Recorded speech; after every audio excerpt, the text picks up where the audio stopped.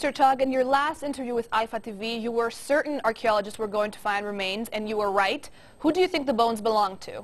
This is an awfully plain-looking tomb, and that's probably telling us a very important story. This looks as though this tomb was built before the mound and the other. This is a tomb made in a hurry for somebody. They found a wooden coffin. In other words, this was the burial of a body, not a cremation. What this is telling us is that this person didn't receive a proper funeral or burial.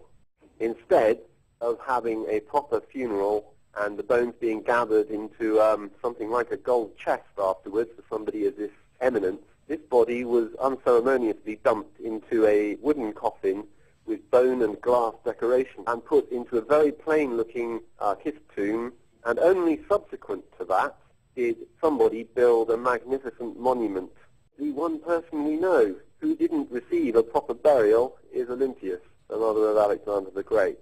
So we're seeing that Cassandra maybe arranges for this very plain burial that doesn't give her a proper funeral, because he doesn't put the body on a pyre and cremate it. Then, presumably, her relatives, the royal family, come along, and over the next few years, they get permission to put up some more monuments. And they aggrandize it over the next 6 years, and Cassandra lets them because he's trying to improve his relations with them. And what do you make of the fact that the bones were scattered?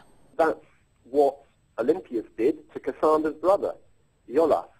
Iolaus, Cassandra's brother, had been Alexander's cupbearer, and there was a subsequent rumor that he'd been involved in poisoning Alexander the Great. Olympias heard that rumor. She ransacked his tomb and threw all the bones about. If somebody went into this coffin and scattered the bones around, he's doing exactly what the possible occupant of this coffin had done to his brother. Everything we see here fits precisely in with this being Olympias. So even from what the ministry has said at the moment, that this is somebody who's receiving religious worship in this complex, and saying that it looks as though it could well be a member of the royal family, the only reasonable conclusion from that is that it's Olympias. One way or another, this tomb is going to rewrite history now, and that's the important thing about the bones. They're going to give us the answer. It's not absolutely certain it's Olympias, but everything continues to indicate Olympias, as far as I can see, as being overwhelmingly the most likely. I'd say she's about 90%.